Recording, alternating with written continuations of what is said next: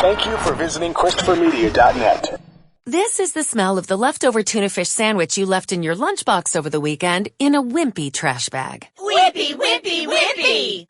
Blech! And this is the smell of that same sandwich in a hefty, ultra-strong trash bag. Hefty, hefty, hefty! Ah, smell the difference? Hefty Ultra Strong has Arm & Hammer with continuous odor control, so no matter what's inside your trash, you can stay one step ahead of stinky. And for bigger jobs, try the superior strength of Hefty Large Black Bags. This is the smell of a warm 3-day-old egg salad sandwich in a wimpy trash bag. Wimpy, wimpy, wimpy! Blech! And this is the smell of that same sandwich in a hefty, ultra-strong trash bag with new Fabuloso lemon scent. Hefty, hefty, hefty!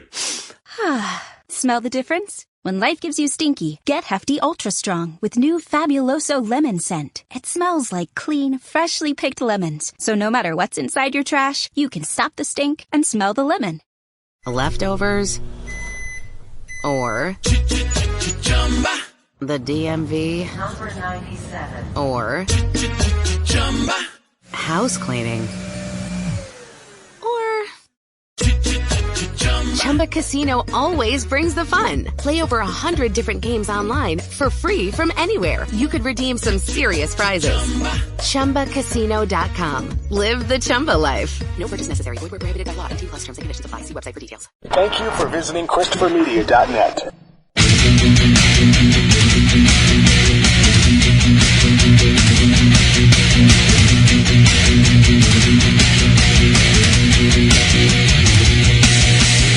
Welcome to Gen Exhausted. I'm Chris.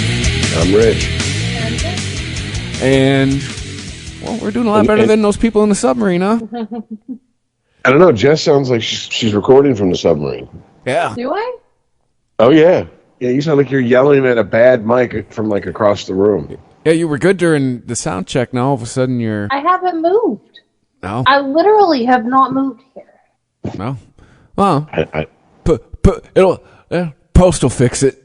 We'll sound like idiots because it'll level everything out. But, yeah, when last we left, we were all stirred up about the Titan submersible and wah-wah. Guess it didn't matter how much oxygen they had left because they had none. Because by Thursday at 5 o'clock, they'd been dead for 4 days? And that looks to be what more and more, what was known. I mean, what's the official story that pretty much when they lost contact with it, that's where they're... It sounds They're thinking that's where it imploded. I was about to say exploded, but it imploded.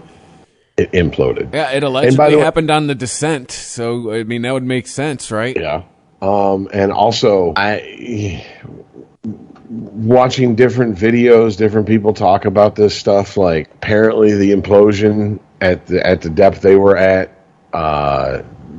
they didn't even have time to process what was going on. Their brains had no time to process that. Pain couldn't even travel quick enough to hit their brain. It was just instantaneous. We lost you, Rich. You there? Hello. There Yes. You said it's almost as if what? Like it's. I guess the equivalent would be standing at ground zero of a big enough explosion to where it's like maybe a chunk of flesh is found. A little bit of your shoe. Yeah, I mean that type of it's equal to that. Yeah, they probably didn't have time to even go. Hey, you hear something? What was that? Well, no, that's the other thing. And this was a video that was put out 10 months ago on YouTube. It was a video about how submersibles like that, how easily they fail and have these like catastrophic failures and all the checks and balances they have to go through, and so many of them are redundant, and yet it seems like none of them were being adhered to because there's more and more stories coming out of, hey, yeah, anyone who knows anything about deep sea exploration took one look at that thing and was like, no, I'm good. I'm not riding in that. But, there's been a lot of, Monday morning quarterbacking on this stuff, and I want to see your engineering degrees if you're making comment on stuff like that. Like, I think there's been a lot of people just say, oh, yeah, look at that. Like, okay, where's your submarine building credentials? Well, I mean, the shit I'm going off of where I think, like, okay, there's smoke, there has to be some fire, is someone like James Cameron. I know for a fact James Cameron is obsessed with exploring, going down to sending robots sending submersibles, whatever the fuck, to the Titanic. How do we know? Because we got 30 years of him doing it. Oh, and by the way, he filmed a movie called The Abyss in the 80s, completely underwater because he was so obsessed with, like, that type of, for lack of a better term, right? Culture. Like, he doesn't build this stuff. Doesn't. Yeah, he kind of does. Okay, well, I didn't know that. Have you ever seen his documentaries where he's helped, where he's went down and helped, and he's helped him with cameras and stuff like that, and he's like part of the crew that's going down there, and he makes. I did not know that. Oh, my bad. Okay. Yeah. I thought he just was. I just thought he like did documentaries about going down in them things. It's like, cool, you can hold a camera in one, but no, I didn't know he actually was involved in construction of shit like that. I want to say it was like between when Titanic premiered, basically after his Oscar win for Titanic, up until like maybe the mid 2000s. It was obnoxious how many times anytime you see anything about Titanic, here's James Cameron talking about it. And I'm like, we get it, dude. You're the face of the Titanic exploration community, whatever the fuck. Yeah, right. It's so weird. Everything's a fucking community. It's like, is it really a community or is it just an industry? Let's be honest here. But, yeah, are we substituting one word for another? Yeah, but whatever. Fucking, you want to talk to them, you got to talk to them in their language. Community. I've accepted gaslighting. I can accept everything's a community now. But no, when someone like Cameron's like, oh yeah, the rumors and the back channel fucking scuttlebutt and all this bullshit that we had heard was the guy's cutting corners, the guy's doing this, et cetera, et cetera. There's some people coming out. I don't know the validity of their claims, so I'm not going to name any names. But apparently there's accusations that certain people high up in what's the name of the submersible company? Ocean Gate or something like that. It sounds can't be Ocean sounds Gate. Right. That's too perfect. Really? Oh, the conspiracy theorists are going to have. I mean, they're already having a good time, but like they're really going to have a good time once they really get ramped up. But yeah, that they were cutting corners and stuff, and they were hiring less experienced people, and they were doing it and trying to claim it was under the guise of, well, we want to hire younger people who are going to, more diverse people who are going to inspire people. And there's nothing really inspiring about a 50-year-old white man. They are called Ocean Gate, for real. Oh, okay, they are. Okay. But yeah, and it's like, okay, so once again, you have a company who is hiding behind the thin veneer of we're being progressive, we're appealing to the progressive people out there, the woke crowd, for lack of a better term, if you will. And really, it was just about being cheap. Do you get it now, folks? Do you understand it now? How many fucking times do you have to hear this and relearn this lesson? It's never about you and your community. It's just them cutting corners and saving money. The minute you cost them a 1 red cent more than they feel you're worth, they'll find a way to ditch you too, and they'll hitch their wagon to the new hotness. Mm-hmm. How many fucking times people got to learn this lesson? Seriously. When I was a business consultant, when I got a few years into it, I used to joke with my people that I was consulting, like, dude, the answer to everything you're asking me is cost. Why did they choose cost? Why are we doing cost? Why is this cost? Like, that's how it works, folks. Well, it seems some people need to be reminded of this lesson, apparently on a weekly basis, but I get maybe some on a daily basis, but yes. Right. But yeah, and then I saw an interview with talking about James Cameron, and for the uninitiated, James Cameron, like he's directed the Terminator, the first 2 Terminator movies, the ones that mattered, The Abyss, Titanic. I mean, I think he like Aliens. I think he's up there with like this. Wouldn't you say he's up there with like the Spielbergs and the George Lucas as far as money his movies have earned? Oh, he's made like how many of the successful the Avatar movies, the top 2. How many of the highest grossing movies of all time has he made? Yeah, that's what I was about. That's what I'm getting at. I forget about the Avatar movies because I couldn't. Well, remember he first set the bar with T2, and then he broke it with Titanic, and then he broke it with Avatar, and then he broke Avatar with Avatar. You know what I'm saying? Oh yeah. So I mean, like he's got the money, he's got the clout. I don't think he was speaking flippantly when he said it was kind of like a poorly kept secret that the implosion probably happened on Sunday, and that was the noises they heard. in the deep sea exploration community. And I'm just thinking, okay, if that's the case, why the fuck were they fucking playing that up in the media for the next 4 days? Well, because everything else that was going on. Well, okay. Well, 4 billionaires and an idiot who fucking agreed to pilot a sub poorly put together face the consequences, the unlubed dildo of consequences, because it always shows up unlubed. So we can be done talking about them. What were some of the things that happened in those 4 days that they just didn't fucking talk about? Maybe we need to talk about those things. Right. What are some of those things? Hunter Biden. Yeah, Hunter Biden got charged, but not really. Yeah, he got his little slap on the wrist for not paying taxes in 2017 and 2018. Just whatever. And then something with a firearm that he wasn't supposed to have, like probably from the pictures with the crack. I'm not sure. Imagine if that was DTJ. That's all I'm saying. Oh, I know. It was a blip on the news radar for like a day. Mm-hmm. If that was DTJ, holy fuck. The Pentagon lost $6 billion, $6.2 billion somewhere in Ukraine. Oops. They don't know what happened to it. Remember when, like... Have they checked with Joe Biden?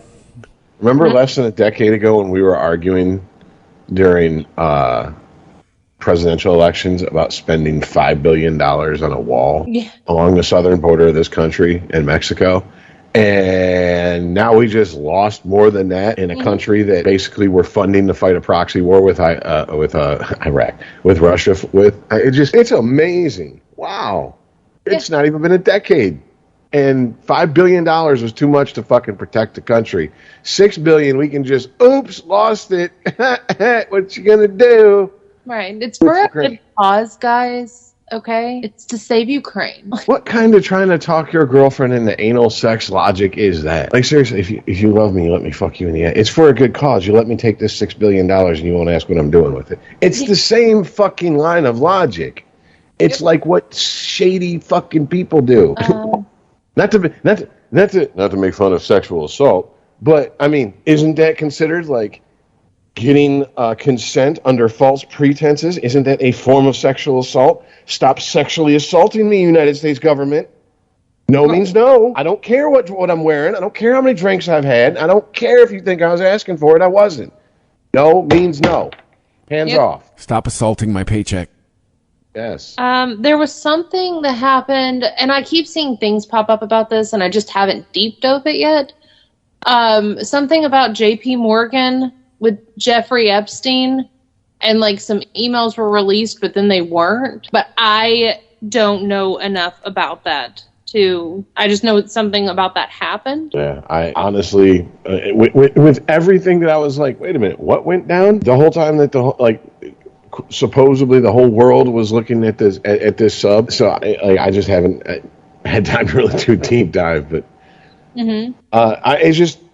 I didn't even hear about that until after the sub nonsense was done and over with, and also this nonsense was done and over with. I mean, here's the thing: we've talked about it, but I mean, I think we're just to the point where they don't have to hide the news; they just underreport it. They bury it, and people who care enough to go looking for it, they don't number enough for anything to be done about it. You see what I'm saying? You get what I'm saying here? Yeah, I do. But it always comes back to what can be done about it. It's just amazing to me that shit like that. I'm just like, there's no way that anyone with the last name Trump would have been going through this when Trump was president. Would be going through what Hunter Biden's going through, and that would not be plastered all over the fucking. Even if I didn't want to know about it, I'd know about it. That's what I'm getting at. And I don't give a fuck about Trump, nor his crotch goblins. I don't care about his fuck trophies. I do not give a single fuck. I do care about hypocrisy. Mm-hmm. I don't know. What can I do about it? Unplug from those news outlets because they've proven themselves to be unreliable fucking narrators. Yeah. That's what you can do about that. Dude, I'm down to like Axios. Like they're like the last news store standing for me. And here's the deal. That doesn't mean ignore them. That just means you don't fucking live in their constant daily cycle of bullshit. You go to them when you want to see a story they have. And believe me, once you're outside of their bubble of bullshit, it's very clear to see their bias and their bullshit that they're trying to interject in there. And it's very clear to read the article glean what you need to get from and get the information you need to get from that article and dismiss the rest for what it is, which is propagandic bullshit. It's just so hard to distinguish between the two whenever the propaganda comes constantly now, you know? It is. It absolutely is. That's why I know it worked. It works better than immersing myself in the bullshit. It works to unplug from the bullshit, come back, plug back in and go, okay. Yes. All right. I can see the bias now, especially in a print article. You can be manipulated a lot easier via video, and I hate to say it because, whatever, get off my lawn. But like the shorter TikTok videos. Like, you're finally smelling what I'm stepping in. I've been seeing it for years. When I read, I can see the bias. Oh, no, I agreed with you the minute you said it. I just didn't understand how to unplug. Like, unplugging from it means just like, I don't absorb anything about these fucking stories from anywhere. And then I go back to these sources that I used to go to, and I'm just like, holy shit, how did I not see this? Dude, and it's like, crazy when I watch the news. Like, I haven't watched it in years. When you watch it, holy shit. You talk about propaganda. I don't care what channel. I don't care which flavor, Coke or Pepsi. Holy crap. It's amazing. I feel like we're in a movie. With how the news is now. It's literally dystopian. Like, it's the shit we read about back before, back whenever you were still allowed to read about that in high school. It was even required reading. I know, right? But it is. It's dystopian. It is. I watched my ex-wife during COVID, someone who never watched cable news or any kind of news. And all of a sudden, we were locked in the house. She started watching fucking cable news every day, and I just watched her get more and more agitated. Just watched her. And I kept telling her, like, stop watching this shit. Knock it off. It's meant to fucking do that to you. We've railed about it for years. But it's addicting. It's meant to, yes. Yes. It is meant to do that. Yes, it really, you have to know the next thing. Escaping This Cave podcast used to be on this network. There is a series, what was it, Rich? 2018 or 2019 on propaganda. Go listen to it. It is fascinating, and you will never look at any type of news the same way ever again. No, and you have to understand that none of the information that's in that series is conspiracy. It's not hearsay. It's not fifth, sixth-hand information. This is the works and words of the people that he's quoting. This is what happened, folks. And when it's laid out in front of you, you're just like, oh boy, okay, all right. And I mean, like, I think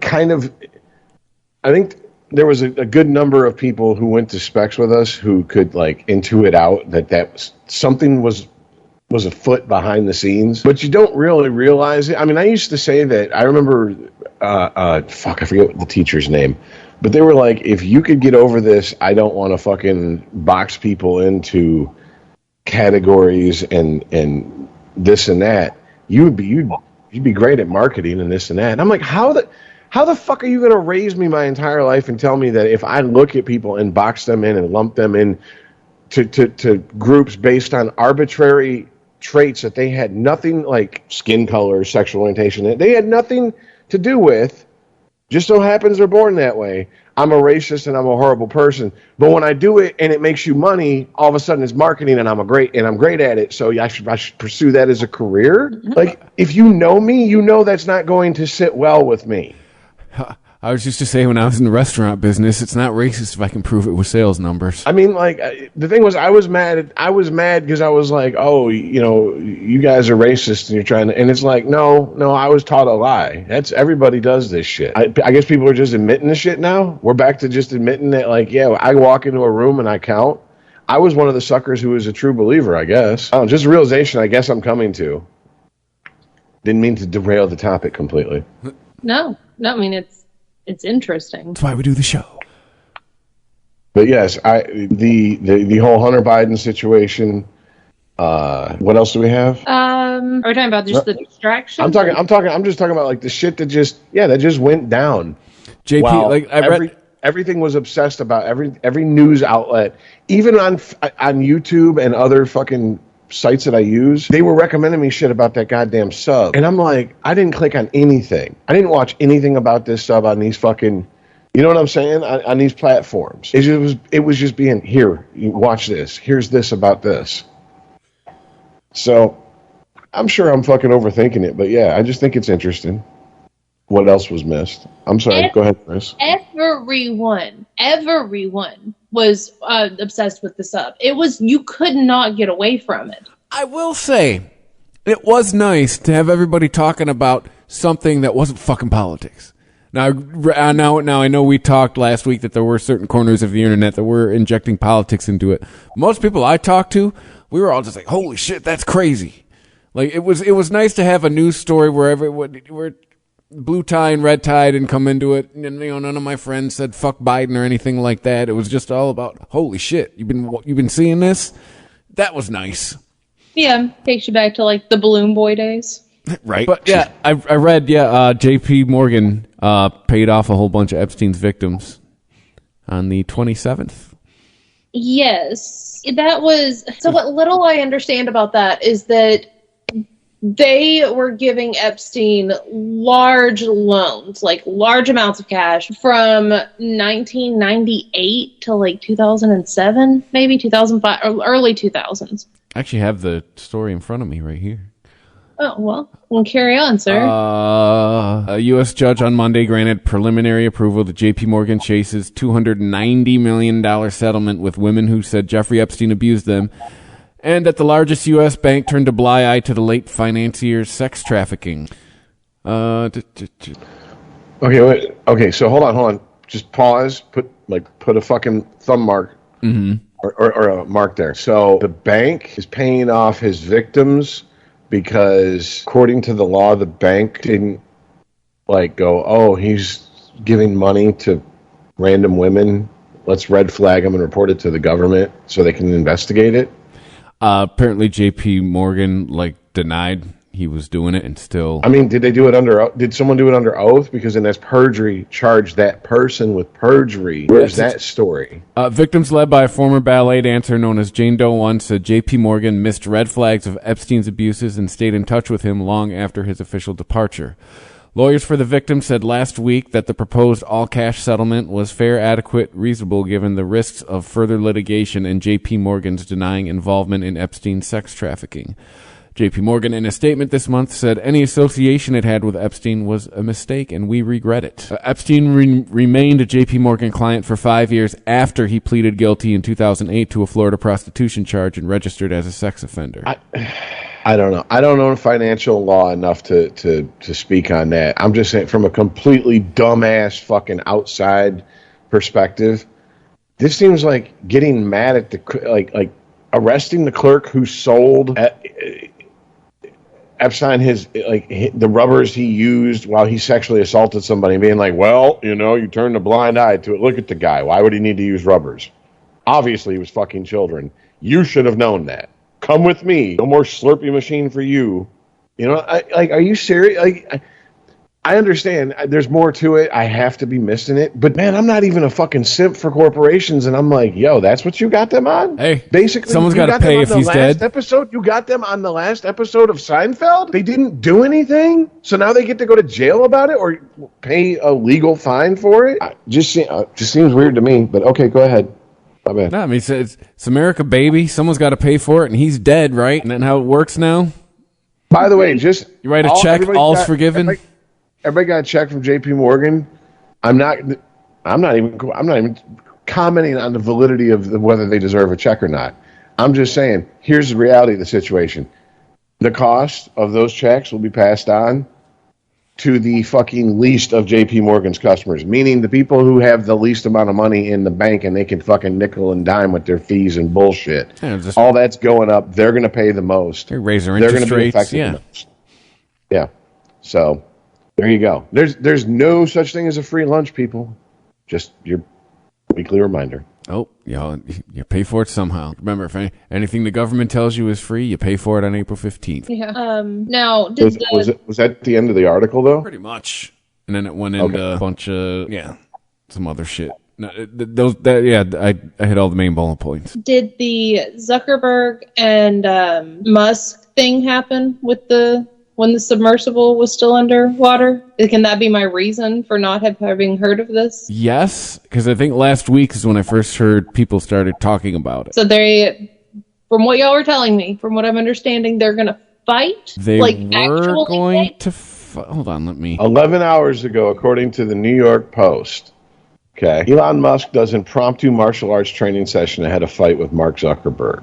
Martial arts rookie Elon Musk was pictured Tuesday sparring an impromptu training session for his potential cage match with Mark Zuckerberg. Podcaster, AI researcher, and Brazilian Jiu-Jitsu black belt Lex Friedman tweeted photos of Musk holding him in a headlock and flipping him onto his back Tuesday. I did an impromptu training session with Musk for a few hours yesterday. I'm extremely impressed with his strength, power, and skill on the feet and on the ground. It was epic. Musk replied, it was fun.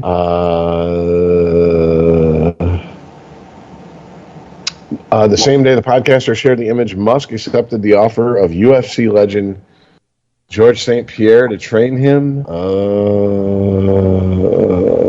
I'm trying to see here. Okay, the 51-year-old Twitter owner challenged the 39-year-old Facebook founder to a cage match earlier this month. It's from 11 hours ago, so there you go. Earlier this month. They're being kind of vague about that.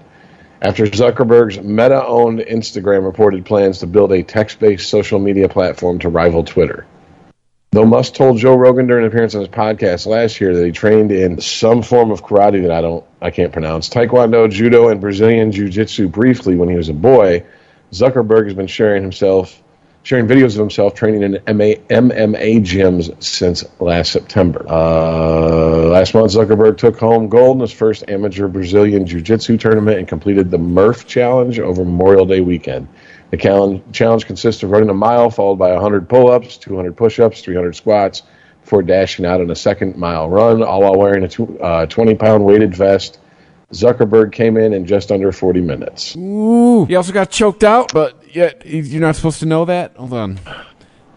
I think that happened like a month ago. This is literally a joke song from the fucking YouTube channel Epic Rap Battles of History. How the fuck are we living in the real world where two billionaires who got at least half of the world using one of their two apps or both of their apps are even serious about fucking having a cage match? This is an episode of South Park. We're living in South Park. Yes. Yeah, this is Celebrity Deathmatch fucked South Park. Yes. Actually, South Park bent Celebrity Deathmatch over and had its way with it. But,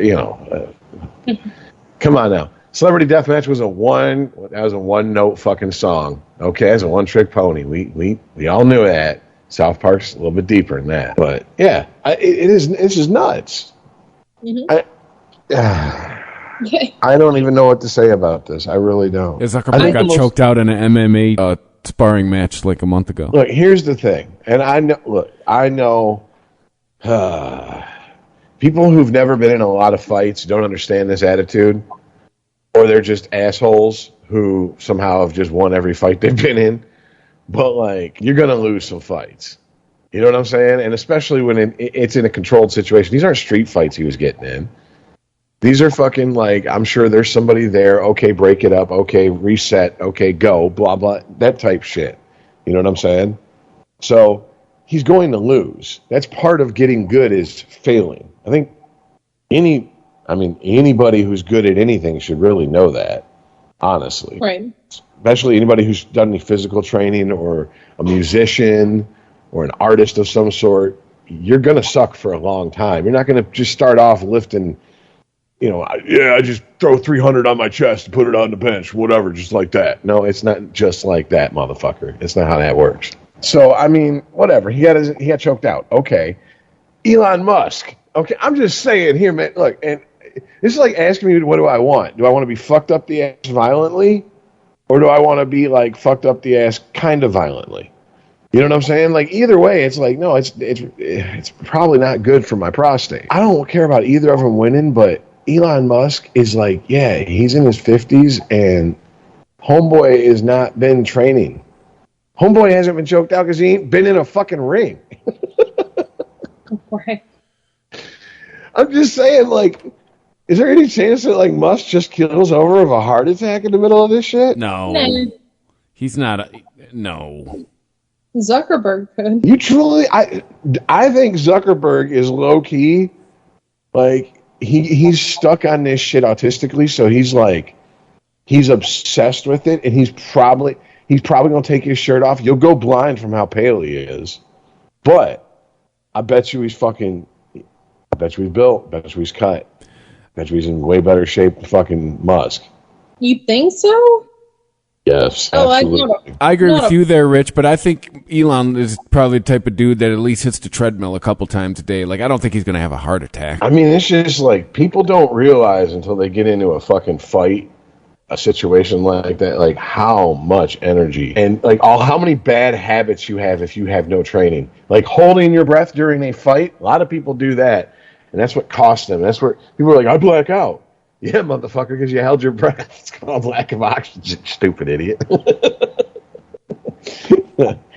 So, I mean, I don't know. I'm just saying. I don't have much hope that Musk is going to beat up on Zuckerberg. I think Zuckerberg will be more likely to fucking, like, get Musk to submit through a hold than, like, a bare-knuckle brawl. But you never know. Zuckerberg could be like, nah, bitch, we ain't going to the mat. Stand up. I want you to take this ass whooping on your feet. Looking me in the eyes. By the way, I'm not trying to make... But the whole thing about Zuckerberg getting choked out, there's so many news stories of him going, no, that didn't happen. To me, that's... That's his bullshit ego. He ain't learned shit. He needs to learn humility. That's the thing. Yeah, if you type in Mark Zuckerberg choked out, there's like 2 stories, and then like a whole thing like Mark Zuckerberg wasn't choked out during jiu-jitsu match, reps say. Mark Zuckerberg denies getting choked out. That never happened. Mark Zuckerberg denies being choked unconscious, and it's like, come on, dude. I will say this though, Musk. I'm 147. What are you, LeVar Ball? Never lost. I will say this: Musk, according to people who've met the man, is a lot bigger than people think when you meet him in person. Apparently, like they're like, yeah, he's like Viking big. Like he's like Ben Affleck. Like holy shit, he's as broad as the door.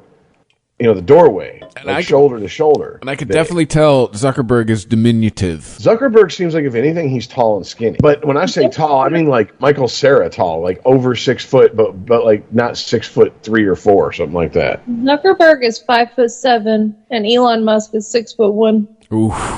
Zuckerberg is 5'7". Oof. Mm-hmm. Who's okay? Is that from Fox News? Go to CNN, see how tall they are. Welcome. If you've never followed the world of fighting and boxing, welcome to the world of fighting and boxing. Dude, 5'7" and 6'1". Dude must have like a head taller than him. Okay, but here's the thing. Like, I'm gonna be honest with you. Musk is also, like I said, he's in his 50s. But I don't know, man. Like, if Zuckerberg is 5'7", if he's quick and he's no body fat, which I think he would be, and he's actually trained. What's the line from Fight Club? I love fighting skinny guys because they fight till they're hamburger.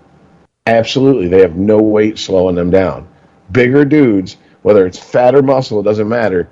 It's harder for them to hold out cardio-wise. So if Zuckerberg knows how to dance around and get Musk to like kind of wear himself out, Zuckerberg could go in and easily like, here's a reference that you'll get, Jess. He could easily pull a fucking Oberyn Martell versus the Mountain on him. You know what I'm saying? Like, you big motherfucker, wear yourself out, get him on the ground. Now, of course, just like I'm sure most people were doing who watch SC, just kill the motherfucker. Stop talking, kill him. But you know, it's Game of Thrones. You know it wasn't going to end that way. You knew something bad was going to happen. So, but yeah. No, my money's still heavily on Musk. Okay, but can we all admit, this is absolutely absurd. This is madness. Yes. This is shit that like we would have read about in Mad Magazine 10 years ago, because we knew who these people were 10 years ago, and we'd have laughed and been like, no.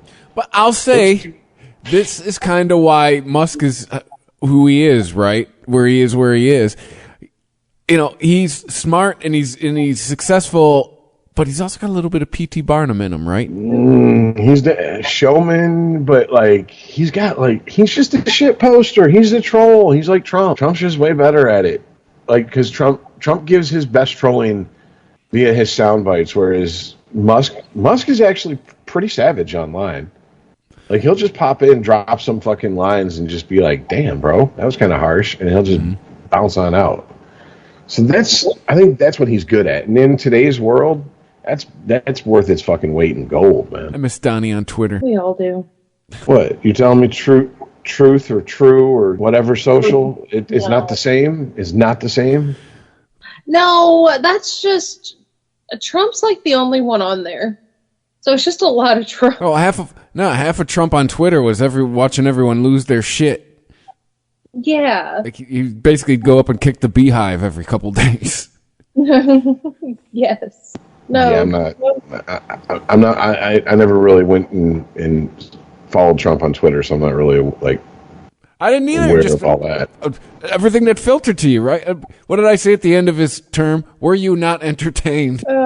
He absolutely was entertaining. Wait. He was absolutely not boring. Yeah, would be the better way to put it. I miss the days of having a president where you know he's going to live through the day. And I would have at least been okay with Pence running the country.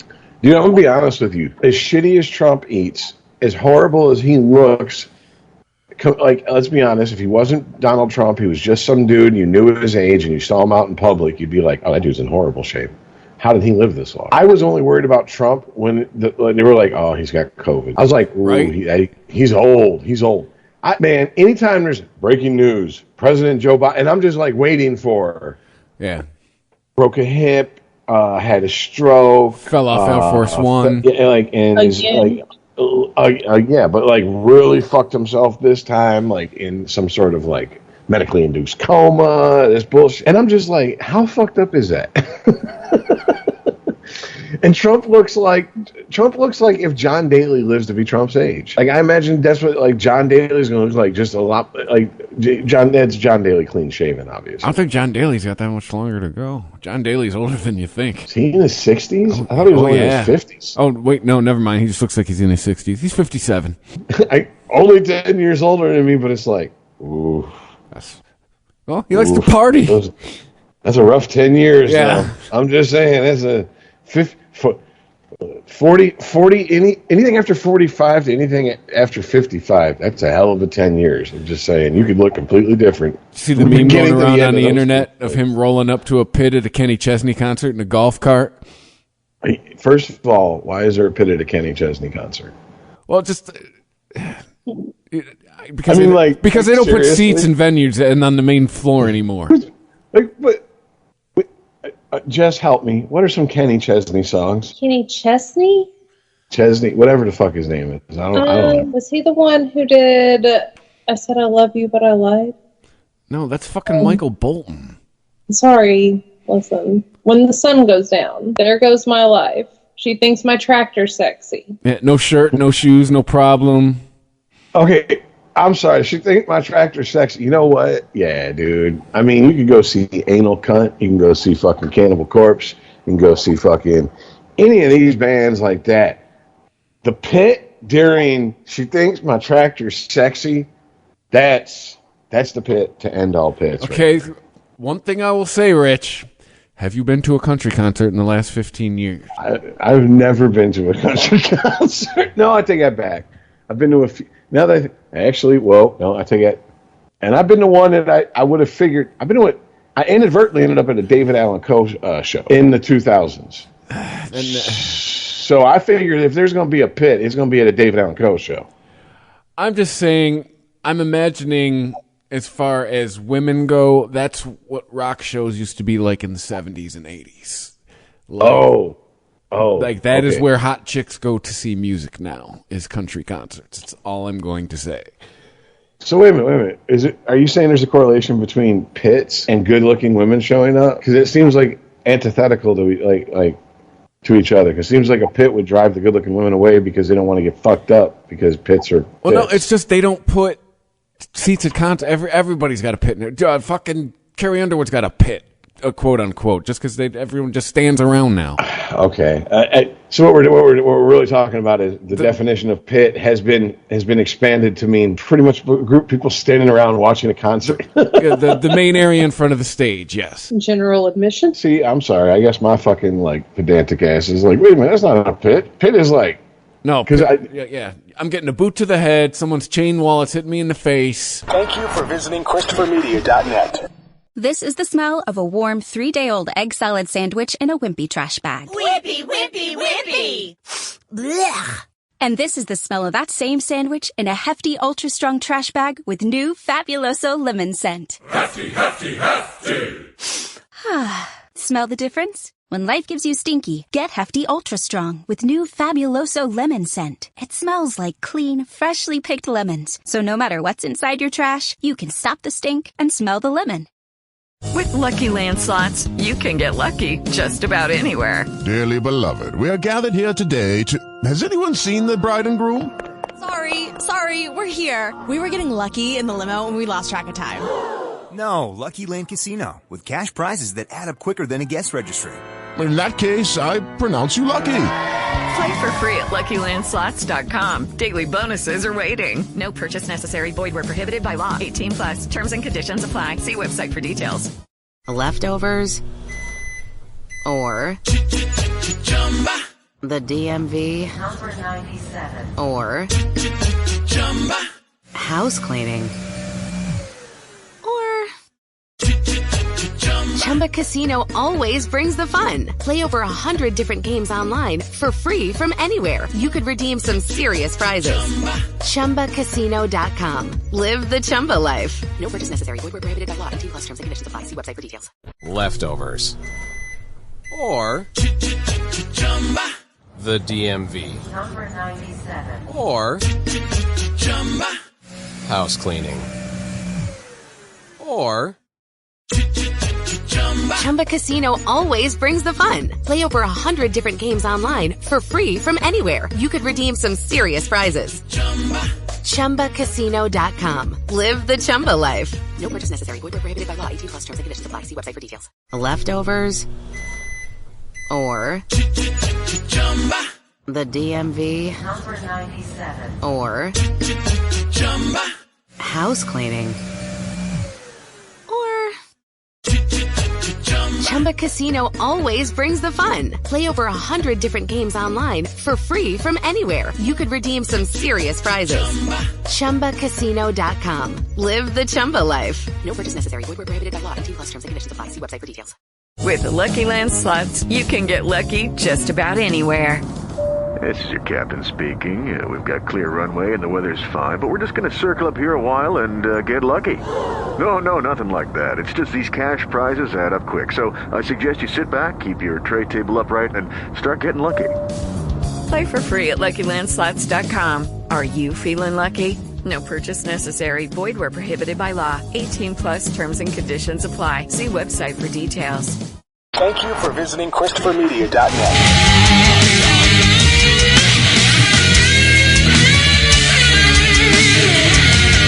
There was signs between sets at Glastonbury.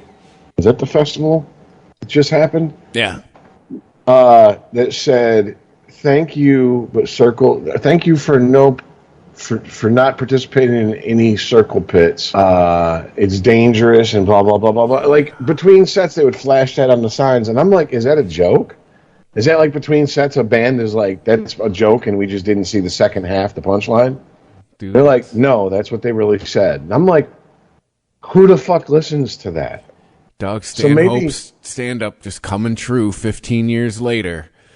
But this is the only generation they're going to piss test for adrenaline. But I mean, like, wouldn't it? I'm going to say this.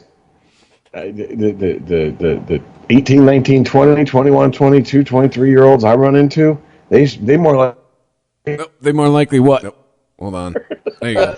Say that again. The 18, 19, 20-year-olds what? I know, the ones I know, they seem to have the attitude of, "Oh, you're going to tell me I can't do something? Fuck you, I'm going to do it." And that's why you end up with a pit at a Kenny Chesney concert. Well, yeah, isn't that...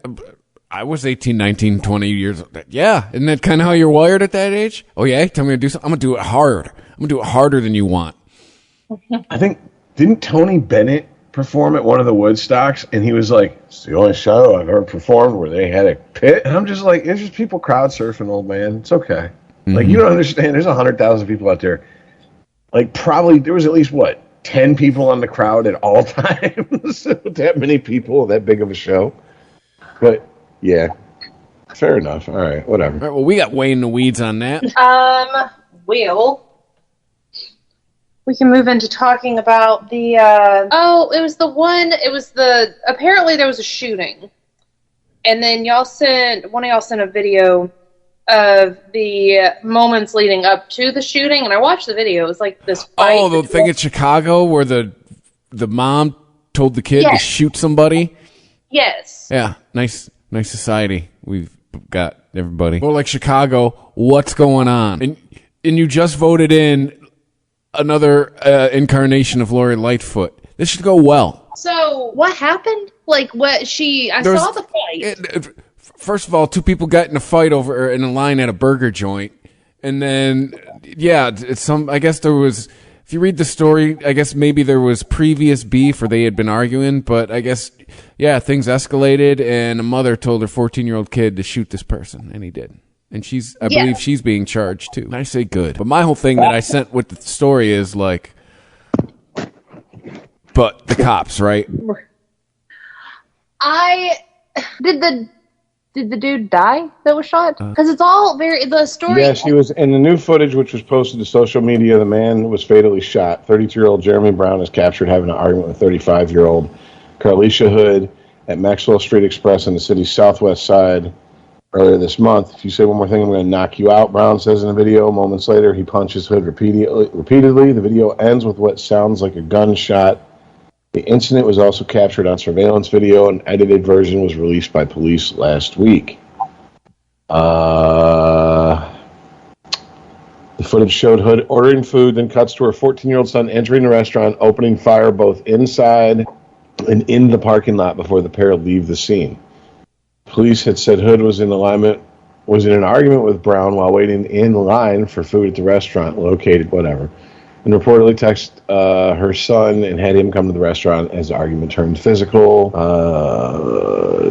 The dude who punched his mom started running away. Teen continued shooting. Prosecutors said the mother told her son repeatedly to keep shooting and kill him. After the team stopped shooting at Brown, the mother allegedly told him to shoot Brown's girlfriend, who authorities said encouraged Brown during the earlier altercation. Prosecutors also reportedly said Hood tried to grab the gun herself before her son shoved her off and the two fled the scene. Brown ultimately died from his injuries, police said. Circulation of the latest video. I sent this to you because you see a lot of stories like this coming out of Chicago. I just want to know. I mean, I feel like I bring this up all the time and whatever. I'm a huge racist, so get over it. I mean, you're going to assume that after I say this anyway.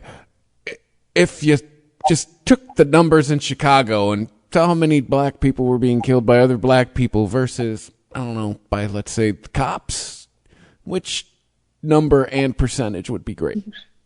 Yeah.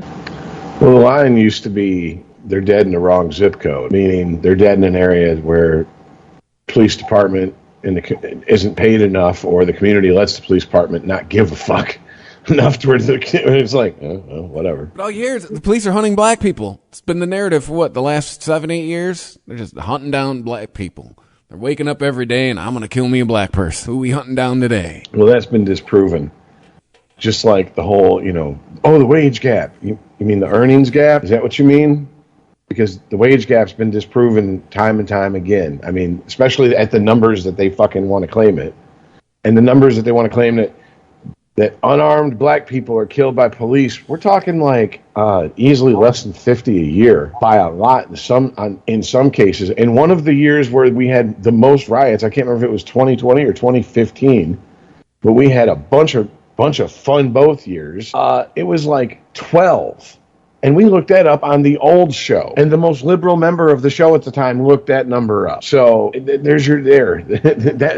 There's where that stat was vetted at. Well, I heard 12 people in this country, unarmed black people, shot by police and killed in a year. 12. I heard on a podcast over the weekend, it's a different city.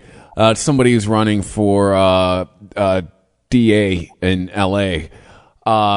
Something like, black and brown people in Los Angeles represent something teen% of the population, but as far as victims of violent crime and murders are like, it's something like north of 60%. Look, it's not hard to figure out how the fuck you've ended up with communities like this, right? These communities were okay, first of all, there is a fucking self-segregation that goes on amongst people to a certain extent. And then just the racial history of this fucking country further fucking makes that problem worse. And I mean, I get it. Your community is looked down upon and this and that. And you have to look at it this way. Like, people are like, why are people scared of black people? Why are cops afraid to come into a black neighborhood? Why are they so quick to pull a gun? Why are they...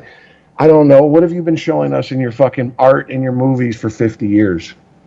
And I get the whole stay the fuck away, whitey, because we'll fuck you up if you come to our neighborhood. Whether I agree with it or not, I understand the sentiment behind a lot of like NWA, X-Clan, the very early solo work of fucking Ice Cube. Go back and listen to that shit. That shit makes Public Enemy sound like fucking right-wing conservatives. Fuck whitey type shit. I understand that sentiment, but ultimately what did you do? You scared off potential allies. And you also painted an entire community as, oh, this is what we are. Because what were they saying about gangster rap for the last 40 years? We're like reporters from the streets. We're telling you what's really happening out here. Now, how do you think a whole generation of people are going to take that? Some are going to take that as, oh, so you're telling me that's how all black people are? Obviously, they're all not that way because no group is all anything. But do you get my point? Do you see where I'm coming with this? Absolutely. Or is this just gibberish? No, yeah, it's just gibberish. No, okay. No, I understand what you're saying. Yeah, you're spinning a narrative for so long, and then you're mad when people believe the narrative. Exactly. It's like parents who tell their kids they're stupid every single fucking day of their life, and when their kid is 18 and is stupid, they go, how did I have such a stupid fucking kid? I don't know, maybe because you tell it it's stupid every day of its fucking life. How many times have you ever seriously, those type of parents are always the ones that are just dumbfounded as, why are all my children fuck-ups? Gee, I don't know, Maud. Why don't you tell me? Yeah, it's just...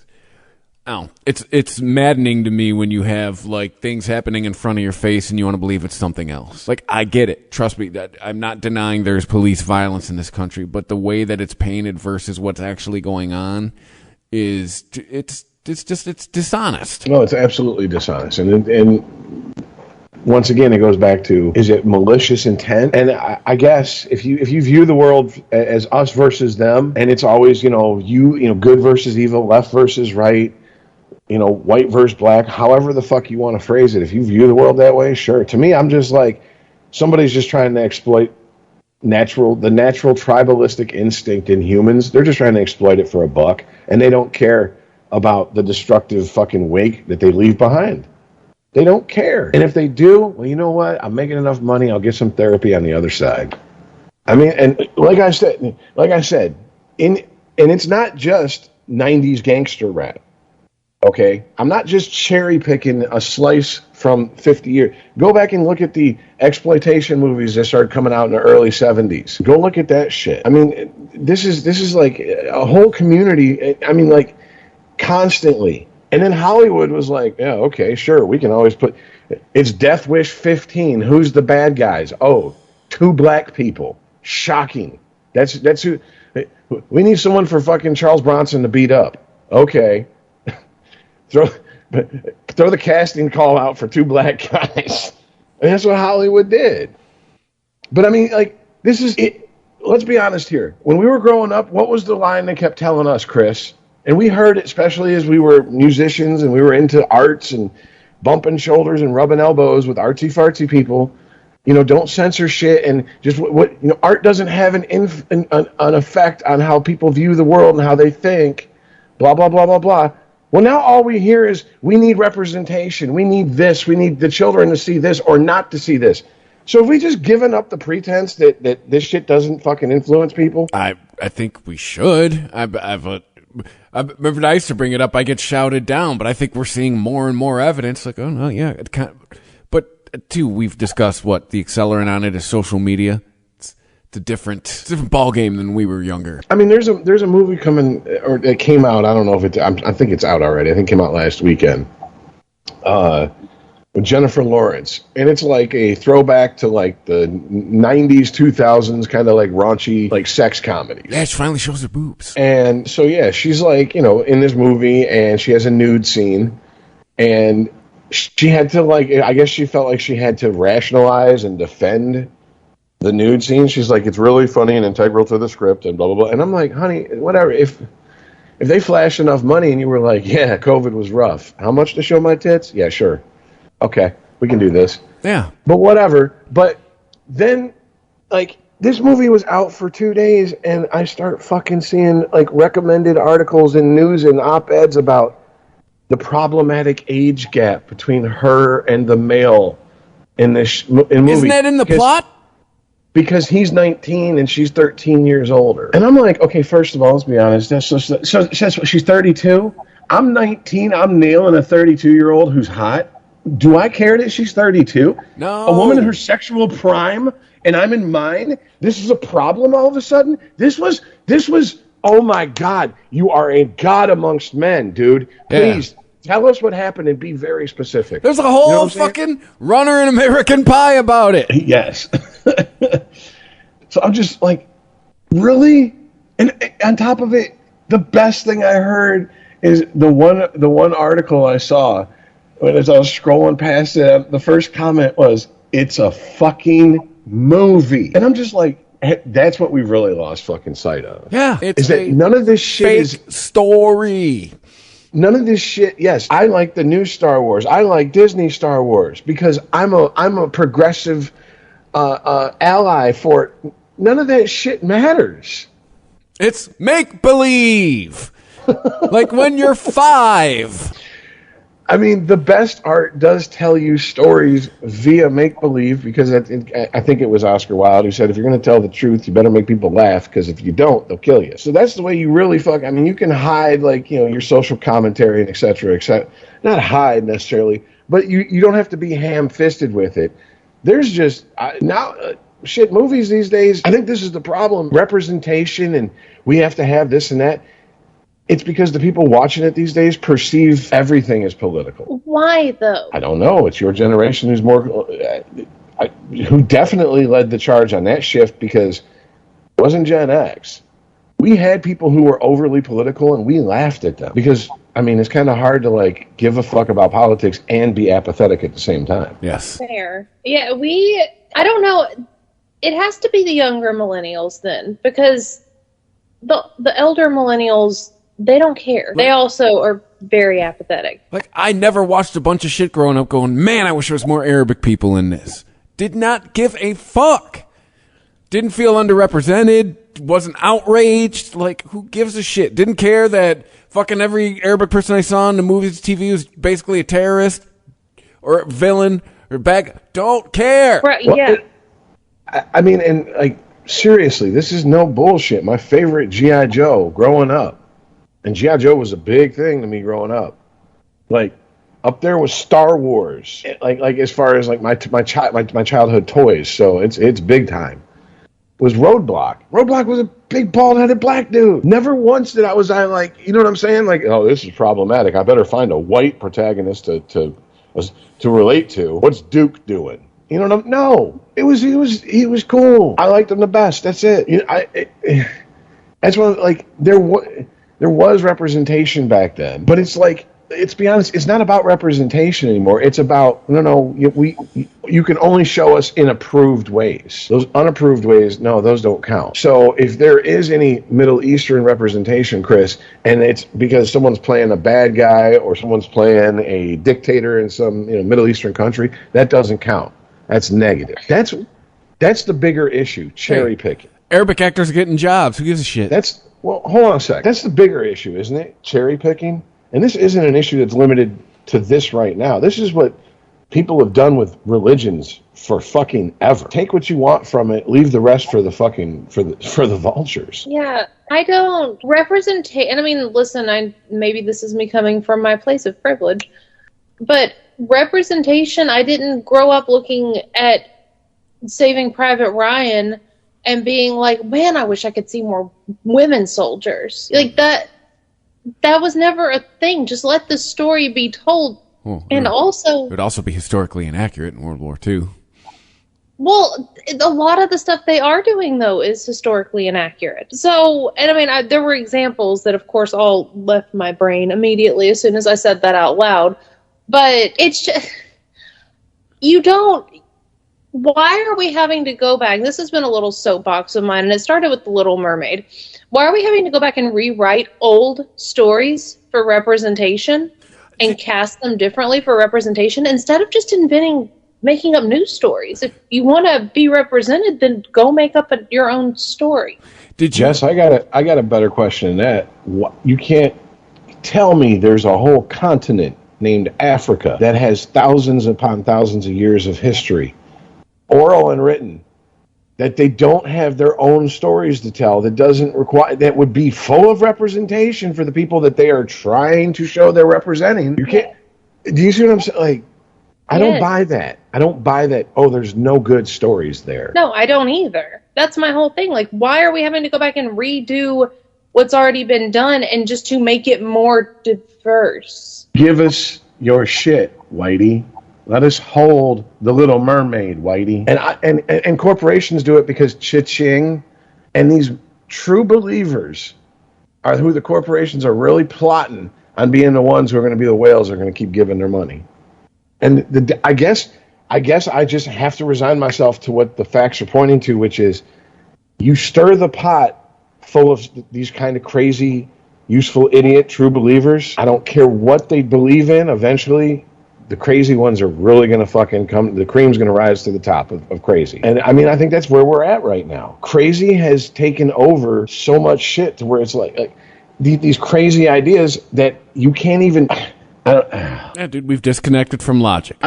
People look at each other and they go, like, in their eyes, I'm having conversations with human beings, fellow human beings, and we're looking at each other going, now what we're about to say is all bullshit, and we agree about this, and we're looking at each other in the eyes, and we're like nodding each other in the eyes, and then we go, well, people can be whatever they want to be these days. I guess people just want to be a dragon. They can just be, I'm a dragon, and we just have to call them a dragon. That's just what we have to do, right? You know who we do that with? 4-year-olds. I'm a unicorn. Sure you are. Yep. And I know that this is not a popular thing to say, and it's going to get me a lot of hate, but I swear to God, this is the one of the fucking consequences of the more feminine fucking shift in this fucking society. Because it never hurt anyone's feelings, even if that means you agree with the bullshit they're telling themselves that you know to be a lie. Come on, man. If I have to tell you that is more of a feminine trait than a male trait, I don't know how you survive this long in the world. Mm-hmm. We all know guys are ruthlessly pragmatic. Guys are stoic. Guys are fucking, the bone ain't sticking out, whatever. I'm fine. Dumb about shit. This is how women are dumb about shit. No shame. It's just how we're fucking wired, okay? I can stand up and take a piss without pissing all over myself. Women can't do that. It's just how we're built. No big deal. Mm-hmm. At least not ones with poor PC. But this is literally like decades upon decades of we can't tell children no. We can't tell children, no, you're not a fucking cat. Get out of the litter box. Shut up. Do your homework, or else you're going to get the belt. Can't tell them that, because you're going to hurt their feelings. Really? You can't tell Gorlock the Destroyer, hey, maybe eat a salad, take a walk. Dude, it's beyond that with her. Here's the deal. Is the most 2023 fucking thing ever. I don't know if she's really a female, if she's a trans female. People claim both, and the more pictures I see, I'm like, I can see it both ways. I really don't know. But here's the thing, I'm just like, it's not even about eat a salad. Someone need to tell her, honey, you are not a 10. You have other qualities that you need to fucking work on. You're hanging out with these fucking skinny, hot bitches only because they feel sorry for you. Do you want pity or do you want respect? Act accordingly. And that ship has so sailed because you will never get through to that woman until it's too fucking late. If she lives that long. Being that big, what's her health look like? Weight does not define if you're healthy or not. Once again, there we go. Oh, yes, it does. I got a fucking dead father as proof. It fucking is it that time of the month already for me to go on this rant? It's a true thing. I'm seeing that being pushed more and more and more just in my own little bubble of social media. And I don't know how. It's not even like advertisements. It's people I know. It's people I follow talking about, how to find a doctor who doesn't make you weigh. The last couple times I've been to the doctor, I've been asked my weight. Like, well, fine, I'll just say, fine, cool, 130. Yeah. Oh, you asking me? They even asked me my height. Yeah, I'm 6'4". Next time I do that, I'm going to tell them that, see what they do. Like, aren't I at the doctor? Aren't you supposed to fucking measure this shit? I don't know if you guys have seen this meme, but it's a meme of two sisters who their boyfriends finally meet in person. And, like, one is like, yeah, I met my boyfriend at the doctor's office, and I just asked him his height, and he said 6'3". And the other sister's like, yeah, my husband's 5'10". Like, literally, the military going in, coming out, measured him at 5'10". They meet same fucking height. And I'm just like, 5'10", looks me in the face and goes, I'm 6'3". First of all, no, you're not, because you're looking me in the face. Second of all, no. You know what I'm saying? Who the fuck gets away with? Who believes that shit? This is Orwellian. Like, well, I know they're lying, but if I say so, it's going to hurt their feelings, so I'll just go ahead and go along with it. This is the emperor has no clothes type shit. We'll tell them I'm 6'4", 120 next time. See what they say. Fuck it. 7'3", 175. Go Manute Bowl on them. Your body mass index is 10. I don't get it. I really don't understand it, though. Like, doctors need to know your weight, and it is a reflection of your health, whether or not that hurts your feelings. The doctor should be your last line of defense against you. Mm-hmm. When the older millennials start having parts of their body hacked off or dropping dead due to diabetes or obesity issues, or obesity related health issues, that's when you're going to start seeing the pushback. And at that point, the true believers in the millennials. Oh, come back. Oh, there he is. The true believers in the millennials. We got to hardwire this, dude. We got to find a way. This is getting old. But whenever we start having when the older millennials start dropping dead and having severe health issues, the younger millennials who are true believers, who are either in denial or are too skinny to have these issues, are going to still push this shit. And that's when the real war of your intergenerational war will happen. Or your generational civil war will happen. Truly, I think that's what's going to split up all this fucking false millennial unity that I see. Because I'm already starting to see millennials like make fucking entire groups to bitch about in meme form Gen Z. And it sounds exactly like boomers bitching about millennials. I love it because it's like, this isn't even a decade ago that you guys were bitching about this. I'm waiting for Lizzo to get diabetes and have a heart attack. You know what it is, Jess? It's lack of self-awareness. And I don't understand. I don't hang out with people your age. I don't hang out with people in your generation on a personal, personal friendship basis. Even at work, you don't get to really know people. I mean, does lack of self-awareness sound like people you know who are in that age group, the millennial age group? Extended, yes. My close circle, no, because they wouldn't accept me. Because I say too many true things. And I find that ironic because for a generation so into self-care, how are you not self-aware?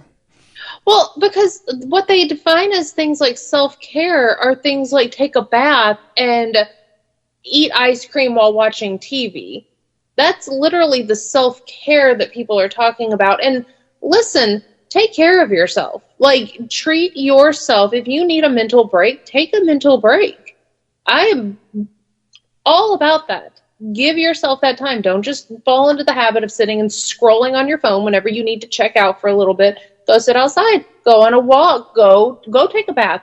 Eat some ice cream and watch TV. That's fine. But understand that, like, that self-care is not actually, it can be detrimental also. See, self-care, this is, oh God, Jesus, I know, get off my lawn. I hate this language, though. Everything you're describing, I've experienced, and I'm sure Chris has, we've experienced in our lives. We just didn't fucking make it into this epic, overblown mountain out of a molehill bullshit.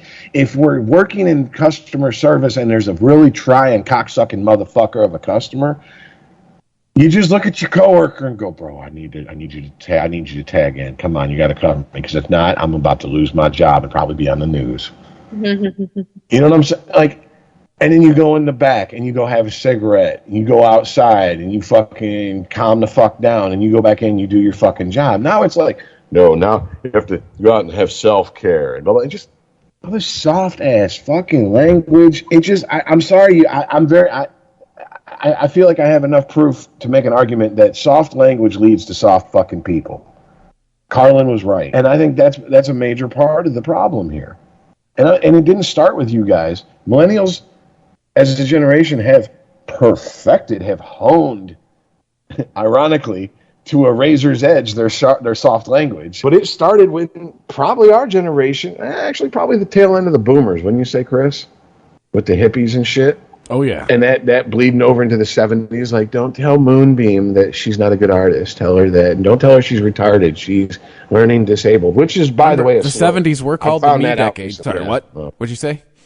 Learning disabled's a slur now. Oh, what is it? I found that out in person, because I almost said retarded, and I was like, I took a look around, read the room, was like, so this person, I was like, yeah, I'm sorry, this person's learning disabled, and they're like, that's really, wow, yikes, big yikes. And I'm like, what? People I don't even know. So I'm like, so what is it now? Dude, do you think I was interested in having that conversation? What, they shamed you and they didn't correct you? That's unfair. You can't fucking shame me and not tell, like, no. Oh, no, it was much more like who let the riffraff in here? Ugh. No, fuck you. Like you can't fucking ring the bell of shame on me and not fucking correct me, because then you're just being a dick.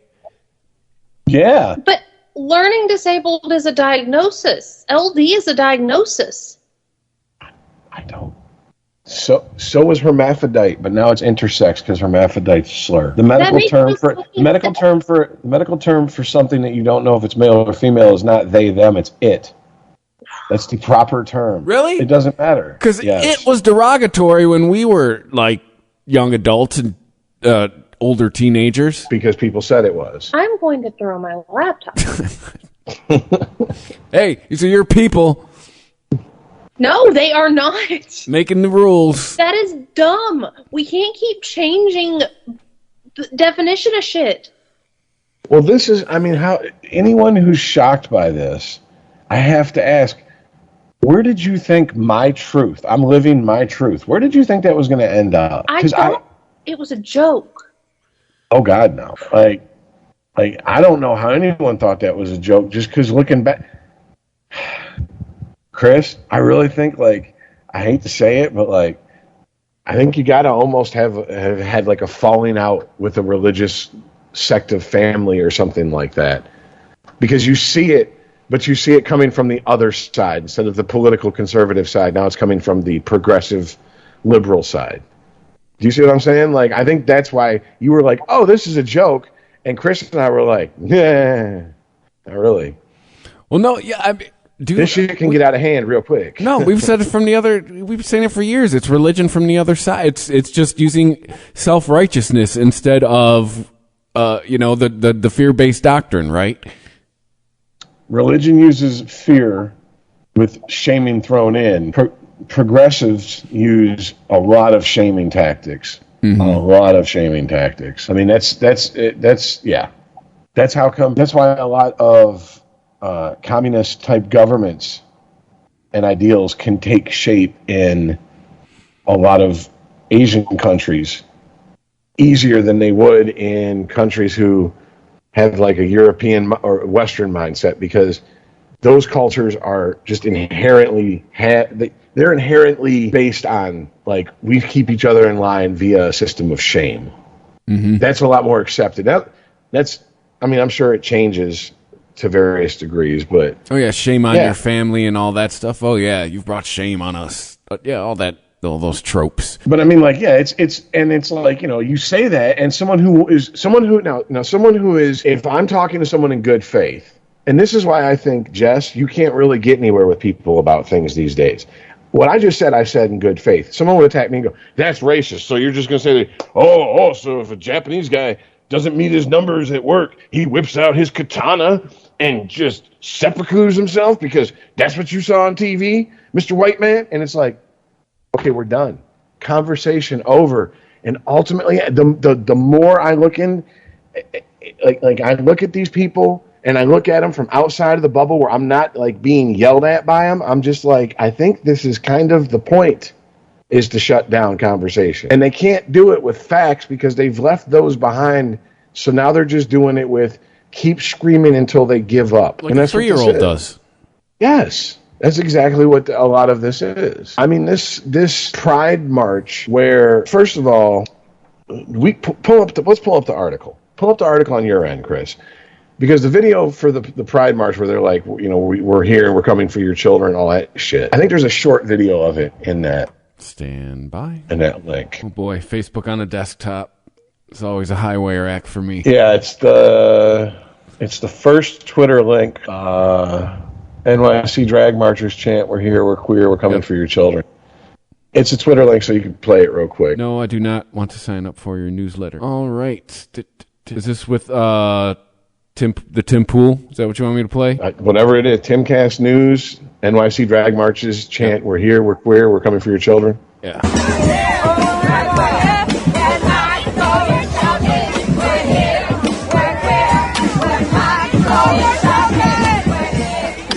They're saying, we're here, we're queer, we're coming for your children.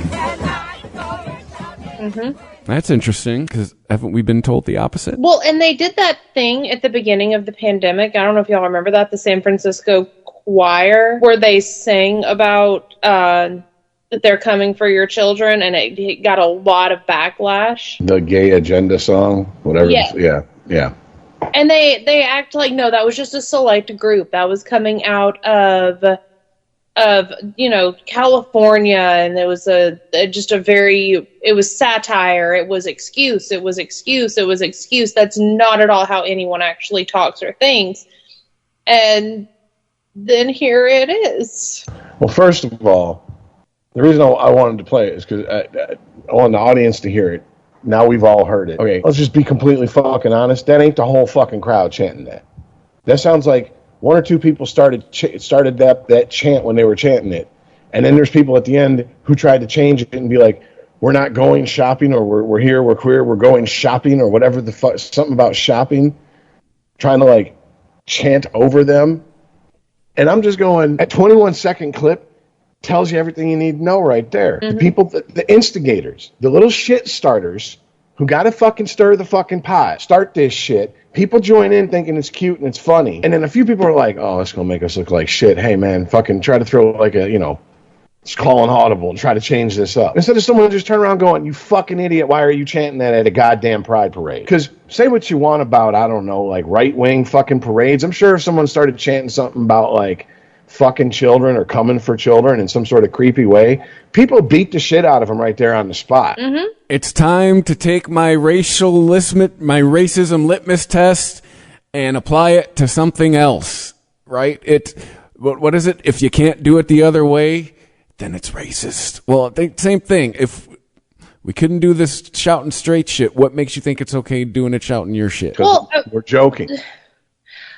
So in that article that you sent, Rich, they talked about, what's the big deal? It's just words. It's just words. And I'm pretty sure you're the same violence. We've been hearing that for 15 fucking years now. Yeah, you're the same fuckers who since 2016 have been saying, yeah, words are violence. Words matter. Now, no, you can't have it both ways. You can't be screaming that for half a decade and then all of a sudden, no, it's just words. No, you can't do that. That's called being a hypocrite. For starters. Well, and also, aren't your pronouns just words? Ooh, good point. Like, it's just words. Who cares? It's just, it was just a joke whenever I called you by your quote-unquote dead name. It was just a joke. It's just a word. Oh, and I bet you a lot of the people, same people that would side with it's just words in this very particular situation, would strongly feel that anyone that that heard a non-POC use the N-word, they would be perfectly justified in physically assaulting that non-POC for using the N-word. Mm-hmm. In fact, I've seen people argue that to my face. Oh yeah, you should be able to basically almost kill somebody if they say that. And I'm like, wow, okay. And I know it's very reductionist, but I'll use this argument too. Stand you just put an X on the floor and make you stand on that X. And for 10 minutes, I'm going to hurl insults at you. And then for the other 10 minutes, I'm going to hurl fucking rocks at you. Tell me which one hurts more when we're done. Yep. Oh, I know. But I'm sorry. Go ahead, Jess. Just no one would ever even agree to something like that, obviously, right? Because no one wants to have rocks or hurtful words thrown at them. But they are so lost in this disillusion, they don't want to be reoriented to reality. The hatred they have for the people they're chanting this at has overrode their self-preservation instinct. Because I'm going to be honest with you, in today's day and age, you're in public chanting something like that, and there's high-def video of you doing it from all different angles, there's going to be someone out there who's going to fucking dox these people, dig into their past, and believe me, if they find anything, it's getting reported. You just put a target on yourself. Now, if you did that, this is the only consequence of you chanting with the smirk on your face, we're here, we're queer, we're coming for your children. Someone in your own community paid a price because they were basically digitally hunted down. Here, I'll use language so that you would understand. Digitally hunted down your friend because you had to flap your smirking cock holster with "we're here, we're queer, we're coming from your children" in front of a camera. Mm-hmm. Are you okay with that? Did you further your cause? Because it's not about this anymore. This is what I'm saying. These are people who would literally go to war over. Remember that dress that was, what color is this dress? And they asked the internet. Yeah. These people would literally cut each other's throats over that meme. They would go, these are zealots, sociopaths, other evolutionary hiccups we have and we have to deal with. A certain percentage of this population of human beings, they need this conflict. They have to have it. How else do you explain this? Seriously. Thank you for visiting ChristopherMedia.net. The following is a message from the future, sent by Jamie from Progressive.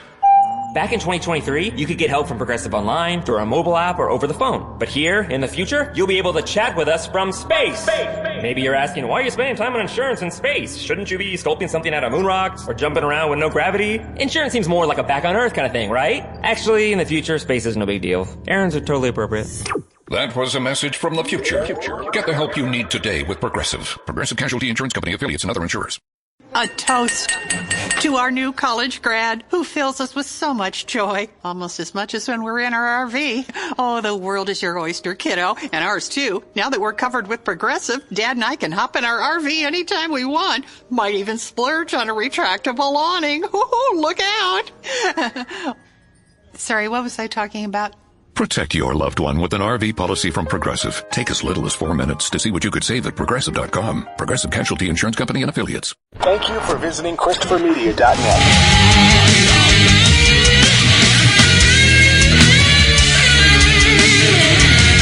How often do you see anyone from NAMBLA, which if you don't know because you're older, I don't even know if they're still around, but it's North American Man-Boy Love Association, and yes, that is a real thing. Or at least was. How often did you see NAMBLA members marching through the streets chanting, "We're here, we want your children"? No. No. And one of the things that you can always, NAMBLA if you're new exists, to a society, by the way. I'm not shocked, but one of the they things updated their website in the 25th. Oh, this month? Yes. Oh, so they're on it. Yeah. Oh boy, they're they're really around. Okay, that's even for a free speech absolutist like me, that's a tough pill to swallow, that one. And now NAMBLA.org's in my search history. Have fun with those ads. Right? Oh God, clear cache, clear cache. All of a sudden, you just start getting ads for fucking Girl Scout cookies. What? oh boy. But no, you would never see. This is what I'm saying. Like, these people do not understand how they're being perceived. Just as you, Jess, were like, I thought that was a joke. Now you're hypersensitive about this shit because you just found out that no, everybody else wasn't laughing. Yep. You were mistaken when you thought it was a joke. So now, let's be honest here. Human nature, not just you. I'm just going to use you as an example as like, just a nameless person. Like, it's normal for a person when they're like, oh, wait a minute. Everyone else knew that I was being had and I didn't know I was being had. I'm a little embarrassed about that. So I'm going to get hyper vigilant against what made me fucking feel embarrassment. That's perfectly natural in human nature. I've seen it all my life, but it's this fucking overcommitment to it. These people do not realize the game they're playing. Mm-hmm. They really don't. And why bring kids into it? To own somebody. The line has been established. That's the one you don't cross. Fuck off. Stay away from it. Well, Jess, let me ask you a question. Take away pedophiles. Why do pedophiles want easy access and unfettered access to children? Gee, I think we can all fucking suss that out on our own. Okay? There. I just saved the algorithm. A lot of problems and any problems on YouTube. So take those people out of the equation. What other reason would you want to have children in there if you're not a sexual predator? And let's start there. Take being a sexual predator out of it. Fine, we get that, but we're not talking about them. So what other reasons? Honestly, treat it like a fucking exercise in school. Brainstorm. To make future generations more accepting of your lifestyle choice. Okay, I can see that, and that's one of the first ones that popped into my mind. The problem with that is that flies in the face of everything that I've been told, and Chris, I'm pretty sure you've probably been told too about being gay, which is we didn't choose this. Yeah. So why do you need children to be accepting of the gay lifestyle?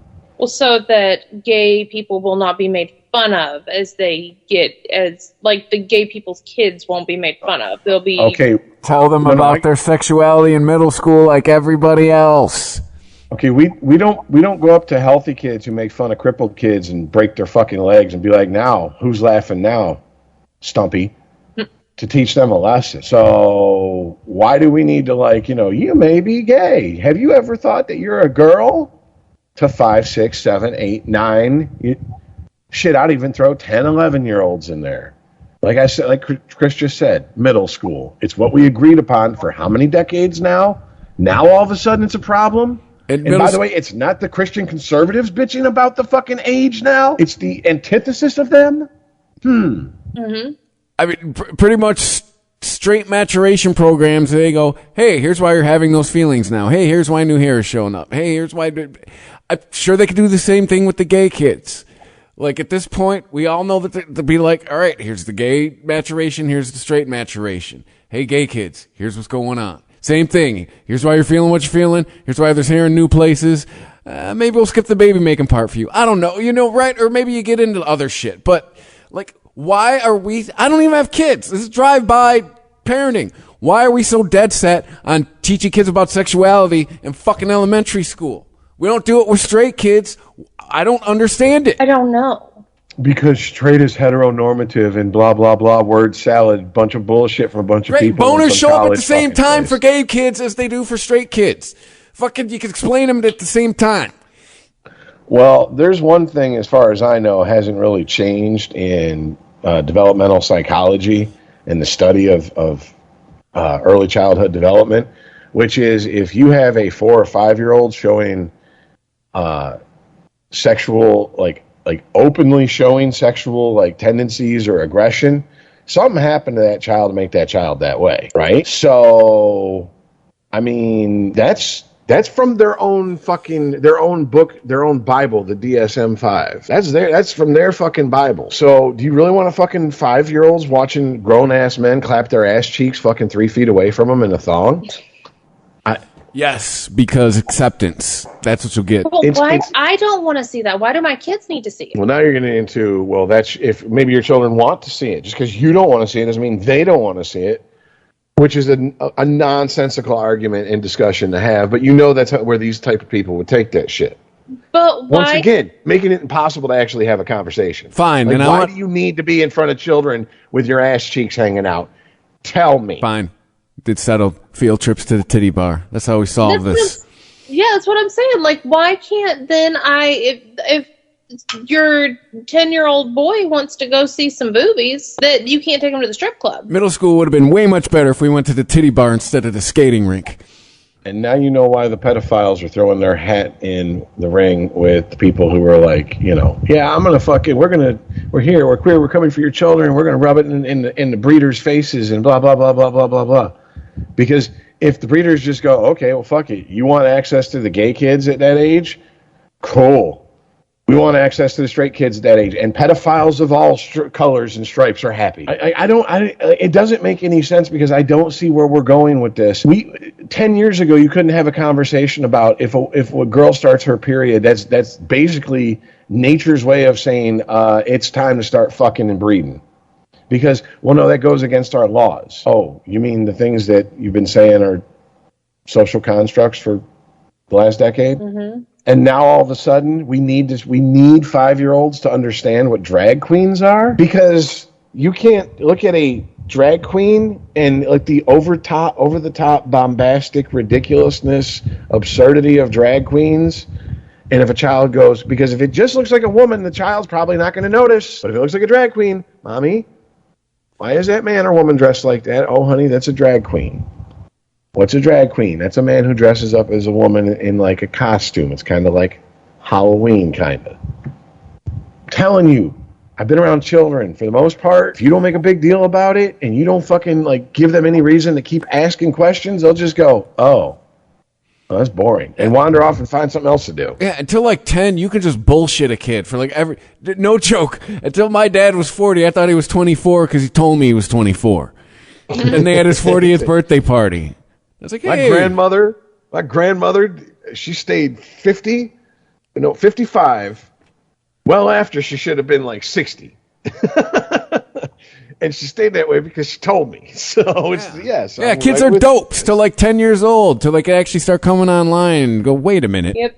Wait, you don't. And that's the other thing. Nowadays, why do you leave your children alone at 10 years old with an internet connection? They're going to know. Boy. They're going to know what They're ATM going to know is. what a bunch of shit is that you don't want them or think they should know, and that we didn't know at 10 years old. That's just all there is to it. So, I mean, I don't, once again, they're learning already at a younger age.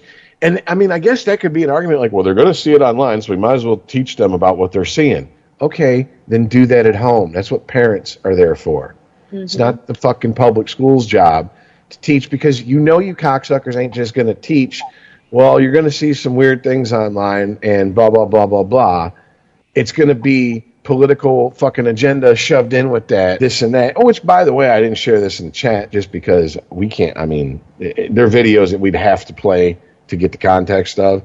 But the shorthand version of these videos that I'm talking about are kids in school doing audio recordings of them having conversations with teachers because they refuse to agree to, like, there's 72 genders, or gender is a spectrum, or identifying as a cat is a gender. And these teachers are just flat out telling kids, if you don't agree with that, then you need to leave this country or leave this school. Where have we heard this before, Chris? Right? Yeah, thanks a lot, Stalin. This your tolerant society you're going for? Agree with me or Stalin, die. This sounds like every fucking tobacco chewing sister fucking American motherfucker I've ever met. You don't like it here? Get out. What's the difference? Right? You don't want to suck woman dick? Get out. You don't want to have sex with a man who used to be a woman? You get out. So once again, hypocrisy. I don't know. I guess that I just, that's what you do. What do you do in the face of all this shit? You point out and laugh and mock and just drag and dunk on any dumb cocksucking motherfucker who agrees with any of this hypocritical bullshit. That's just what you do, because I don't know any, short of picking up a weapon and killing another person or beating them into submission, I don't know how do you change anyone's mind about anything? I find being high and ignoring everything helps. It doesn't change anyone's mind, though. You're not changing. Trust me, people like the people we're talking about. It's like I always say when they go to Vegas. I bet that motherfucker's still there in the same corner. It's like arguing with that guy who's telling everybody they're sinners. Fucking, you ain't changing that guy's mind. And these people who are entrenched, they're not changing their minds. So fuck it, dude. I can control me. I'm not trying to change anyone. If someone doesn't agree with me or someone does agree with me, I don't give a fuck. I'm just trying to change the people's minds that think, well, this doesn't have anything to do with me, so I'm just going to keep my mouth shut while all this bullshit, horse shit, nonsense happens. If everybody speaks up and goes, yo, shut the fuck up. Playtime's over. Daddy's home. Well, they kind of knock it the fuck off. With things like the Bud Light boycott and Target, they kind of are. Okay, well then here we go. Then does some humble pie need to be served on this podcast? Because one of the fucking drums we've been beating for the better part of a decade is that boycotts are retarded. They never work. Well, I would say so. Okay, so 3 slices humble pie. I don't know what you put on top of that. Whipped cream, ice cream, or fucking cheddar cheese. Right? Because I'm still it's seen in my feed. They're like, and hey, right? I'll talk shit on my own self, right? Remember, who was the first one going, yeah, it's Memorial Day, they'll be fine. They are not fine. There's talks now of them losing shelf space. Like, I don't know if you know anything about the beer industry. That's crazy. Yes. Imagine, okay, well, if you're of a certain age, you'll imagine this instantly. If you're not, sorry. And also, you're too young to listen to this podcast. But thanks for listening anyways. Imagine going to like Toys R Us and there's no Barbie aisle, or there's only a Barbie section of an aisle, or there's only like an end cap for the fucking, like one end cap for all the Legos in the store. Oh, wait, we can do youth. We can do one geared towards the youth. It's like you go to GameStop and they're like, yeah, we don't sell PlayStation anymore. They don't. No one goes to GameStop. Everything's digital now, dude. Oh, damn it! It's like for the kids. Yeah, you just inadvertently 15 years took an ago L on that one. Yeah. Yeah. I mean, don't get me wrong. Like I've walked into a GameStop in the last decade, but when I tell people that, they're like, "Really? Did you lose a bet?" I'm like, "What? No, wait." Oh, wait, fine. All right, you're going to Taco Bell. And they're like, yeah, we're out of we don't sell Mountain Dew anymore. That's like Bud Light losing shelf space. Like, what do you mean you don't sell Taco? You invented a Mountain Dew to get here. And I think that goes back to what I was saying. People were tired of keeping their mouth shut and just going, you know what, it's easier just not to argue. When it started being, look at this woman, and people that were like, that's not a woman. And I'm not, fuck you. That's not even a dude who wants to be a woman who's trying to be. That's just an attention fucking seeking motherfucker who's looking to cash in on what little weird ass talents he thinks he has. I mean, I just keep going back to that variety show of his, and he's doing like fucking like Broadway songs and shit, and I'm like, this is like a demo reel. This is what this is. This is like a narcissist getting all the attention that they felt that they've been entitled to their entire life. He's cosplaying a woman. Like, but here's the thing: if he could have got famous just being a gay dude, I think he'd have done it. I seriously think, I do not buy. That's what I'm saying. Like, that's the shit that gets people to go, wait a minute, no. Look, even if I don't understand trans people and I don't understand gender dysphoria, I have empathy for those people, because that's fucking insane. Motherfucker is like, let me hitch my wagon to these people who go through this shit. You lose the people who the only reason they had empathy for trans people in the first place was because, holy fuck, that must be horrible to go through. Because now this douchebag's going, it's my first day as a woman. Where do I put a tampon? How about up your ass, dude? You still have a dick. You don't need a tampon. And by the way, don't have a uterus or ovaries. Yeah, if they make a man-made hatchet wound, you're never going to need a tampon. Stop it. You don't menstruate. I think we talked about this. I've seen Tampax ads with dudes in them. Like, for what? The tip of your penis? Like, are you dabbing off so you don't, drip on your underwear? Like, what could you possibly need a product from Always for? Like I said, it's completely nonsensical. And the thing is that we're so messed up as a society that they literally now have tampon at like trans biological men advertising tampons, furthering the delusion. There's tampons in boys' bathrooms at some high schools in some states. Oh my God. For what purpose? Exactly. See, but this is what I'm saying. Like, Jess, for the most part, type people I'm talking about who are finally getting a gutful, you're that type of person. You're the type of person that's like, I've known you for long enough now. We've been family long enough now to where it's like, I know you didn't go looking for fucking shit to get worked up about. For the most part, you're very much a live and let live person. You believe what you believe. Other people believe what they believe. As long as they don't knock on your door and try to make you fucking adhere to what they believe and vice versa, you're fine. But it's when they make you try to lie in your day-to-day life. Like I said, talking to people, and like, it's almost like we have that secret language, like that nod, like we know what we're about to say is, well, you can be anything you want these days. No, you can't. You can't. I'm sorry. I'm very sorry if you have a mental illness and you see yourself as the other gender than the one you were born. All you will ever be right now, with our level of fucking knowledge and technology, is a trans version of the other gender. That's it. That's all. Yep. And hey, as long as no one gives you shit for it, as long as no one's fucking trying to keep you from doing what you have to do to live your life for that reason, that's all you want to be treated like everybody else, that's what everyone else is treated like. Welcome to America. You're right. We all fight for the right to be left the fuck alone. Not to be taken care of, to be left alone. Yes, but it's my dream. Leave me alone. That's being encroached on very often. I mean, that's what they're kind of coming after.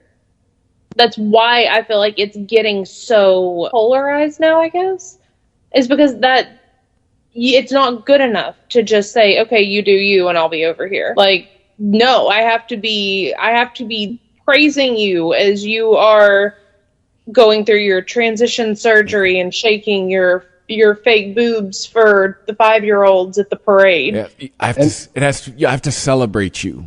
Yes. And let's be very clear here. The people who are most vocal about stirring the pot and getting this shit going and getting all this hatred stirred up, they want the shit to hit the fan. Okay, if you're a communist, you want a revolution. You want the system to tear itself down, destroy itself.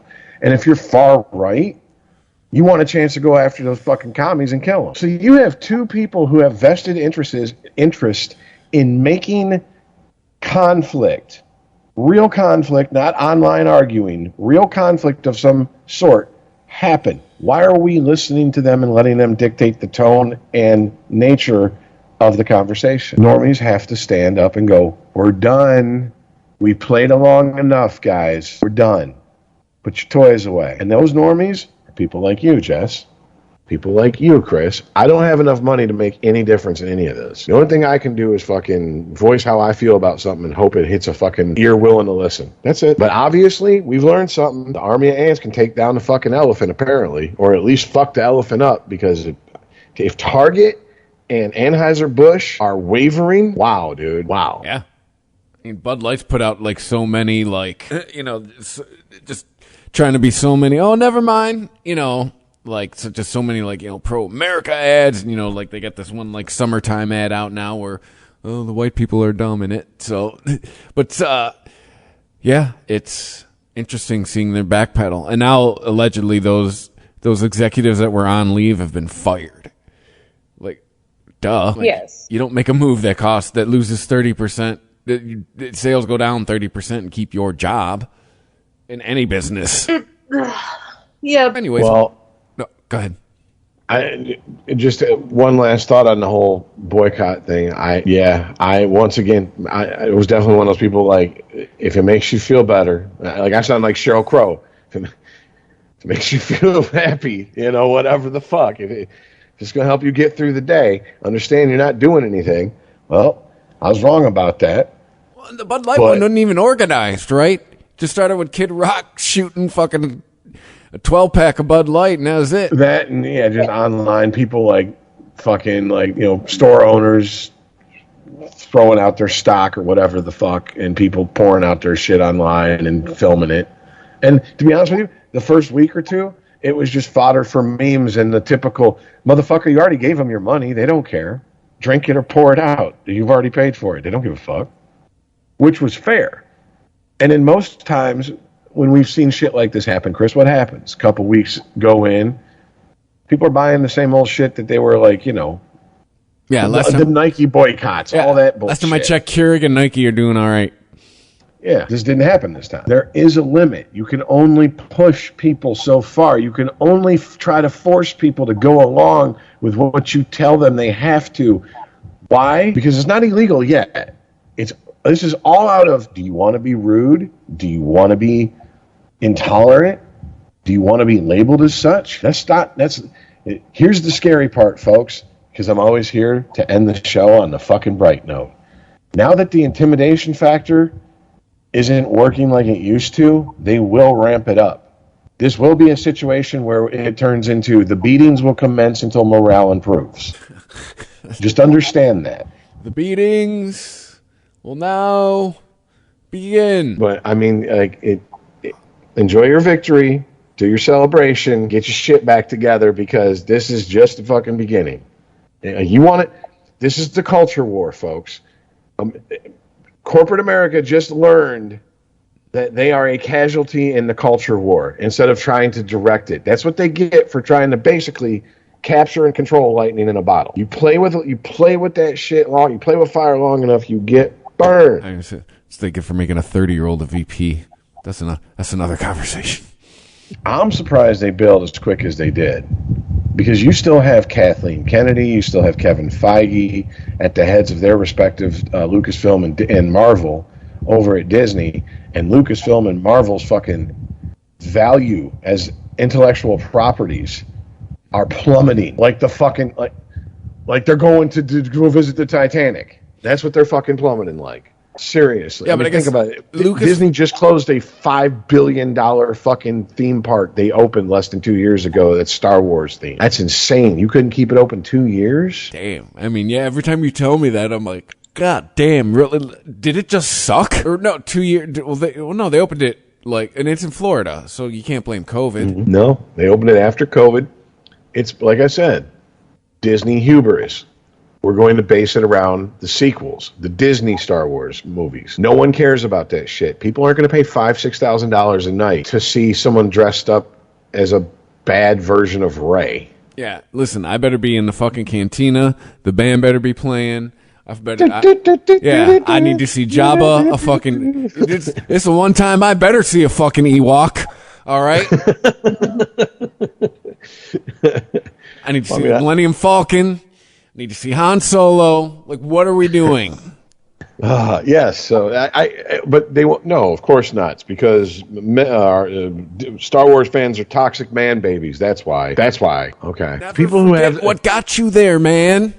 Here. Okay. You want to gear and see. This is where I'm like, who is teaching anything in business classes? This is a question for you, Jess. This is your what your piece of paper says you have an education in. Business. So explain to me how this works. How the fuck do you look at your fan base and go, we're going to build a $5 or $6 billion hotel / attraction, charge $5,000 to $7,000 a night, average of course being in the middle. Who's got that type of money to throw away on that type of shit? Older people who've been into Star Wars their entire life and would be willing to throw that type of money away. So let's base it around a bunch of movies that they despised and hated universally. I can't make that one work. Yeah, I mean, that's like if your kid's crying and they want to play Fortnite and you hand them Call of Duty. Like, yeah, thanks for the video game, but I want Fortnite. One of the basic rules of business is you get more business by catering to the customer base you already have. Like, I'm in the process of doing it right now. Like, that's where we've got most of our business from this year is for people from last year. And we've got new business from that. That's what you do. You know how much people would have paid to stay in fucking, the hut that Luke lived in on Tatooine? They could charge fucking $10,000 a night. Absolutely. They could have built a hotel that looked like the Jawa's fucking sand they absolutely could have. And to easily turn that into, that would be what the outside looks like. The inside, you could have like the west side of the hotel is an Imperial theme. The east side is the Rebels theme. depending on what floor you're at or what room you're in, is depending on, like, they have a Bespin room, they have a Coruscant room. You know what? These are all home what runs. Freaks We're not would even business people. You know what freaks would have paid to stay in Jabba's lair? Just how much money on Chubby Chasers alone, man? Right? I'm just saying, chaining people up and shit. Well, I mean, yeah. Well, I mean, I think Chubby Chasers and chaining people up kind of goes together. Oh, I see what you did there. I'm just saying. You added a joke and I missed it. But yeah, I just don't understand this. And I'm going, how do you purchase? In retrospect, Disney purchased in 2012 Disney for $4 billion. Look at how much these video game companies are going for.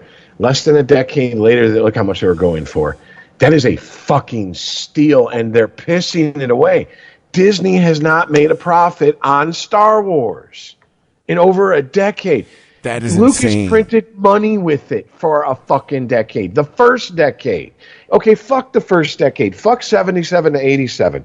From 88 to 98, he printed fucking money when there was no goddamn fucking Star Wars movies. What the fuck, Disney? Like, that coupled with, like I said, normie middle America going, we've went along with this bullshit enough. Knock it off. It's time for the adults to fucking get behind the wheel and dictate where this car's going. Oh, I think they're gonna in 20. Dude, I think we're gonna get Trump again. I can feel it. He's now coming out and up ahead in polls against Biden. I can't vote for Biden. I can't. Like, even if I liked Biden, I would have to be lying to myself and say that I think that man is mentally capable of being president. And him being that fucking duh, and God forbid, we don't even really, know what his health is truly like.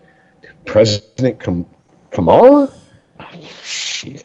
No. I mean, dude, at that point, let's say Biden wins, gets inaugurated, drops dead of a fucking stroke a week later. In the next 4 years, we have President Harris. That's got to prove to you that you don't need to. It doesn't matter who's fucking president. This machine's going to keep going and keep rolling, baby. It just does not matter. Like, you can't think that woman is fucking capable of being president. It has nothing to do with her being a woman either. It's just, you can't think that person is there. Feel better, youngins? You can't think that person is capable of being president. Unless being president it means you don't have to be capable of jack shit.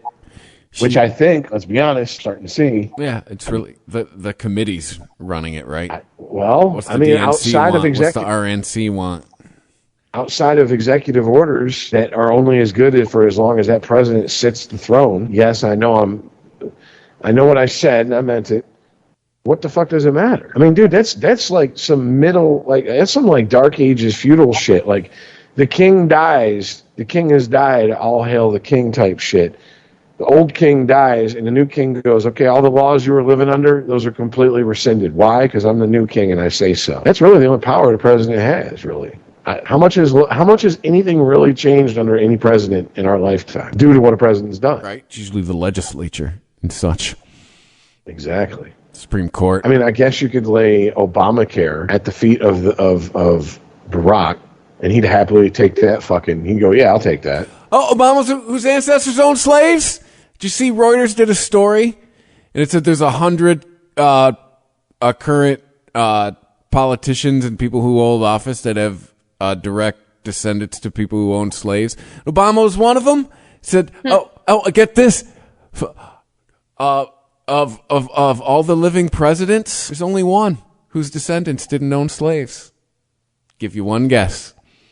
Trump. Yep. His folks came over, or his ancestors came over here after all that ended. Wow. So in other words, that's an issue that'll no longer matter except to a very select single digit, as far as like percentage portion of the fucking population. Like now, the Democrats won't be pushing that as an issue anymore. Now that that's been exposed, right? Sure. In our fantasy world.